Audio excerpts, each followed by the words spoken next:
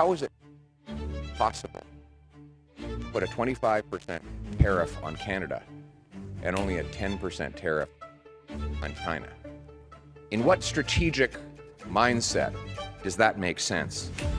One, we must retaliate dollar for dollar, carefully aiming those tariffs at maximizing the impact on American companies while minimizing the impact on Canadian.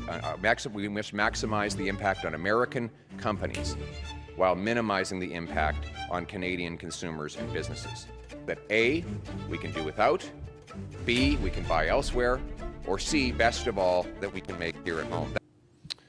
Thank you, everyone, for coming. We must put Canada first.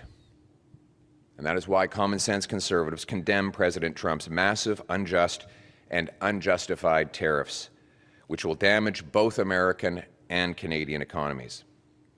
Canada is the United States' closest friend, greatest ally, and, most important, neighbor. We share the longest undefended border. We fought alongside the Americans in 2 world wars, Korea, and Afghanistan, where we lost 158 of our brilliant young men and women to avenge the attacks of 9/11 on New York and Washington. There is no justification whatsoever for these tariffs or this treatment. Canada will never be the 51st state. We are an independent, proud, and strong nation. To our American friends, you are our friends, you are our neighbors. We share the longest undefended border in the history of the world. You buy our products, and we buy yours. You have a trade surplus with us when energy is excluded. And when it is included, the deal is even better for you because you buy our oil and our gas at massive price discounts, not because we're nice Canadians, but because here at home we've made really dumb decisions to prevent us from exporting our energy to any other countries. Americans are better off with this friendship. We share a continent, we share the same risks and the same potential enemies from around the world. Those kinds of enemies can metastasize into real dangers and actual attacks, as you saw suddenly and unexpectedly on 9/11. It's good to have friends when those sorts of things happen. And let me ask my American friends this question. Even if you believe in tariffs, how is it possible to put a 25% tariff on Canada and only a 10% tariff on China? In what strategic mindset does that make sense? If it's to do with fentanyl, the fentanyl is coming from China. It's killing our people, too. We both have to do more to stop it, but we can do more when we do it together. Let's put aside partisan, political interests and recall Parliament to pass into place a common-sense Canada First plan. And here's that plan. 1, we must retaliate dollar for dollar, carefully aiming those tariffs at maximizing the impact on American companies while minimizing the impact on Canadian. We must maximize the impact on American companies while minimizing the impact on Canadian consumers and businesses. That means targeting U.S. products that A, we can do without, B, we can buy elsewhere, or C, best of all, that we can make here at home. That best example of that would be steel and aluminum. We make the best and cleanest steel and aluminum here, but we've lost a lot of jobs to China and the United States. We should put tariffs on American steel and aluminum so that we can bring home that production to this country. 2, the tariffs must not be a tax grab. None of the money from the tariffs should stay in government coffers or be spent on unrelated government priorities. All of it should go back to the workers and businesses that are affected, and most of it should go back in the form of a massive tax cut. And that is why I'm calling for the passage of an immediate emergency bring-it-home tax cut. The tax cut would be designed to save jobs, create jobs, crush inflation, and boost our economy.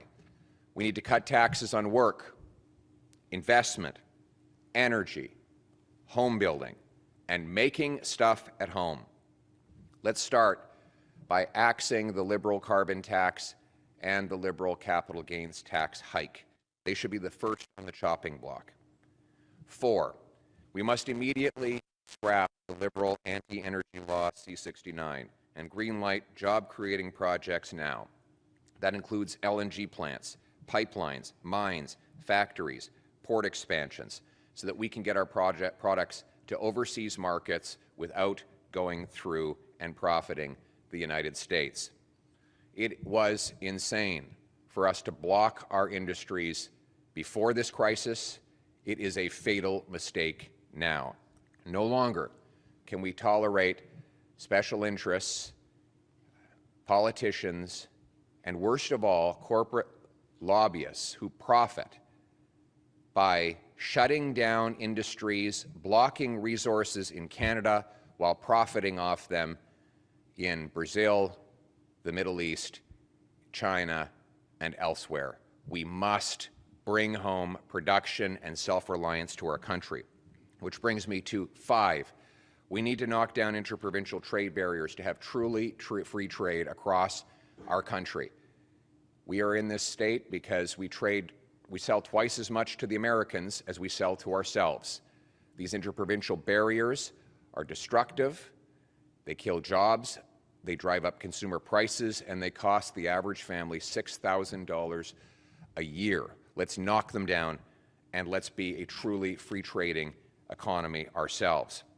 6, we must rebuild our military and take back control of our borders to regain the confidence of our partners, assert our sovereignty, protect our people, and put Canada first.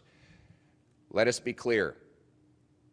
Our border needs to be taken back into our control, not to please the President, but to protect our own people. The fact that we have 20,000 to 500,000 people here illegally, according to the government, was a problem before these tariffs. The fact that we've lost 47,000 people to fentanyl overdoses should never have been allowed to happen.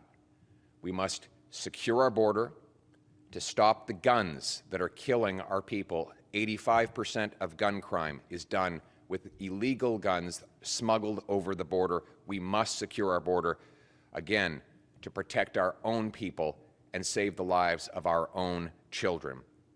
And we must rebuild our military to protect our sovereignty, assert our strength, and keep our nation strong and free.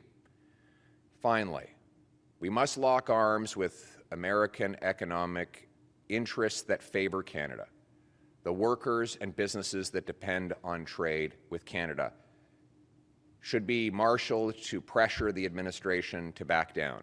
We must go to key states that will be up for grabs in the congressional elections 2 years from now and let their congressmen and senators know that they will be running on a bad economic record if refinery workers have lost jobs because Canadian oil can no longer make it to them, or if young families can't buy homes because lumber is even more expensive for home builders, or families that are already suffering from inflation are paying more for gas because our energy has become more expensive due to American tariffs.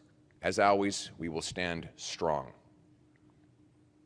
with growing confidence.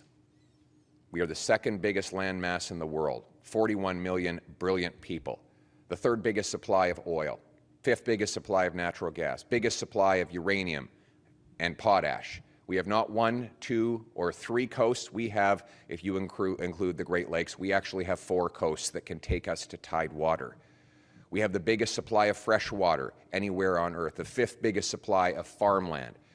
We should be the richest nation on Earth. These tariffs are a wake-up call that it is time for us to meet our potential. It is time for us to be a country that can trade with itself, a country that builds homes quickly for its youth, a country that allows entrepreneurs to succeed quickly and profitably so that success is once again rewarded, a country that allows hard work to pay off, a country that harvests its own resources, that secures its borders to protect its people, that builds its military to protect its sovereignty, unites its people to protect our common history and common future. We will always put Canada first, today, tomorrow, and forever. Let's bring it home.